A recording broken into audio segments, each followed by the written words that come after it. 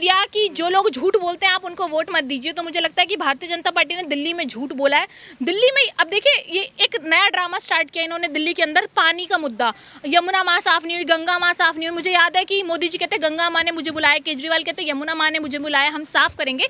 आज क्या एक चंडीगढ़ से सीधा उड़ते हैं फ्लाइट से नायाब सिंह सैनी जी और जाकर पानी टेस्ट करके दिखाते हैं, और केजरीवाल जी क्या कहते हैं कि नरसंहार करें हरियाणा के लोग। तो ये ऐसे लोग हैं जो जनता को भी नहीं छोड़ते।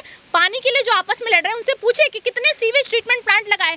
15 साल में बीजेपी के पास था तो बीजेपी ने 0 सीवेज ट्रीटमेंट प्लांट्स लगाए हैं और केजरीवाल ने भी 0 लगाया, जबकि शीला दीक्षित जी की सरकार में 7 सीवेज ट्रीटमेंट प्लांट्स लगे थे। तो मुझे लगता है कि ये लोग गुमराह करते हैं लोगों को, मुद्दों पर वोट नहीं मांगते। आज दिल्ली में वोटिंग है, वोटिंग के वक्त आप ये देखिए इनकी दुस्साहस इतना है कि पूरे देश के अंदर ये लोगों को रोक रहे हैं, लोगों का मत अधिकार करने से रोक रहे हैं। इसलिए राहुल जी कहते हैं कि संविधान को जो खत्म कर रहा है उसको वोट मत दीजिए। दिल्ली की जनता को समझने की जरूरत है, ये लोग संविधान का जो है उपयोग नहीं कर रहे, संविधान को दरकिनार कर कर अपनी तानाशाही चला रहे हैं। इन लोगों को सत्ता से हटाने का काम दिल्ली की जनता। भी हो सकती है क्या? देखिए सबको पता है क्या होता है चुनावों में, धांधली कैसे होती है। बैलेट पेपर से जब तक चुनाव नहीं होगा तब तक ये धांधली चलेगी। हमने बार बार मांग की है, देश की जनता ने मांग की है, लेकिन फिर भी ये लोग उसी ईवीएम से चुनाव कराते हैं। तो मुझे लगता है कि इस बार धांधली भी होगी और जो तानाशाही है वो ऑन कैमरा साफ तौर पर दिख रही है। पुलिस बैरिकेडिंग से क्यों रोक रही है? वोट आज तक ऐसा नहीं हुआ कि वोट देने आप गए और लोग आपको, पुलिस आपको रोक रही हो। बैरिकेडिंग्स लगा दी गई, आप नहीं जा सकते, गाड़ी नहीं लेके जा सकते, व्हीकल से नहीं जा सकते। सीलमपुर में अफरा तफरी भी मची है, मारपीट। देखिए मारपीट का तो ये सिलसिला चलेगा। भारतीय जनता पार्टी में सिर्फ भारतीय जनता पार्टी के नेता नहीं है, सिर्फ धर्म के नाम पर लड़ने वाले लोग नहीं है, लड़ाने वाले लोग नहीं है, वहाँ पर कुछ गुंडे भी हैं। वो गुंडे ऐसे हैं कि जब भी आप चुनावों में किसी और पार्टी को वोट देने जाएंगे वो आपस में भिड़ेंगे।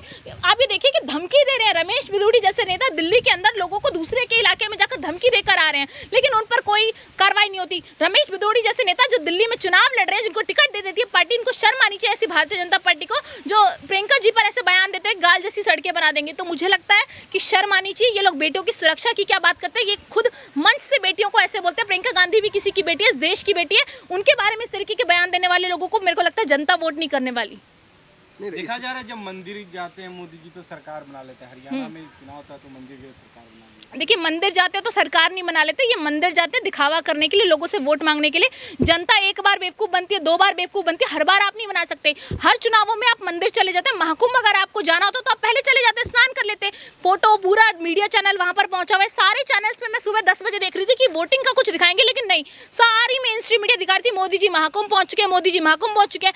आज पूरी जनता टीवी खोल के बैठी होगी कि कितने प्रतिशत वोट किस पार्टी में जा रहे हैं, लेकिन जनता को क्या दिखा कि मोदी जी महाकुंभ है तो वोट किस में जाने चाहिए, मोदी जी पे जाने चाहिए। तो ये पूरा का पूरा टीआरपी का खेल है, पूरा का पूरा मीडिया मैनेजमेंट का खेल है, जो नरेंद्र मोदी जी अच्छे से जानते हैं। इसलिए वो आज के दिन महाकुंभ गए ताकि ये जो है पूरी हेडलाइंस बन जाए, पूरी टॉप न्यूज़ बन जाए और जनता वही देखकर वोट करने जाए। तो कई जगह पर चुनाव में धांधली और फर्जी वोटिंग का भी मामला आ रहा है। देखिए कितनी बार ईवीएम्स पकड़ी गई हैं, कितनी बार बोला गया है कि ये चुनावों में धांधली करते हैं। इलेक्शन कमीशन को 1000 बार कंप्लेन किया, लेकिन कोई एक्शन नहीं है। तो मुझे लगता है कि इलेक्शन कमीशन भी कहीं ना कहीं मुझे लगता है बायस्ड है एक पार्टी की तरफ, और वो पार्टी कौन है सबको पता है। आप तो जाएंगे कि नहीं महाकुंभ नहाने? देखिए महाकुंभ नहाने जाएंगे, क्यों नहीं जाएंगे, लेकिन मुझे लगता है कि भगदड़ मचने के बाद से मुझे काफ़ी डर लगता है। इसलिए मैं तो अपनी सुरक्षा देखते हुए अभी अवॉइड कर रही हूँ, क्योंकि अभी करोड़ों लाखों लोग स्नान करने गए हैं, कभी भी भगदड़ मच सकती है। जो बोल रहे थे उनको उठा लिया जा रहा है, जो मतलब एक लड़की थी वो भी बोल रही थी, उसको गायब कर दिया। देखिए ये गायब करने का काम तो इनका पुराना है, ये किसी को भी उठा लेते हैं, कहीं से भी उठा लेते हैं। मुझे याद है दिल्ली से भी लोगों को उठा लेते हैं, फिर यूपी ले जाते हैं, यूपी से उठा लेते हैं, तो इनकी प्रक्रिया चलती रहती है।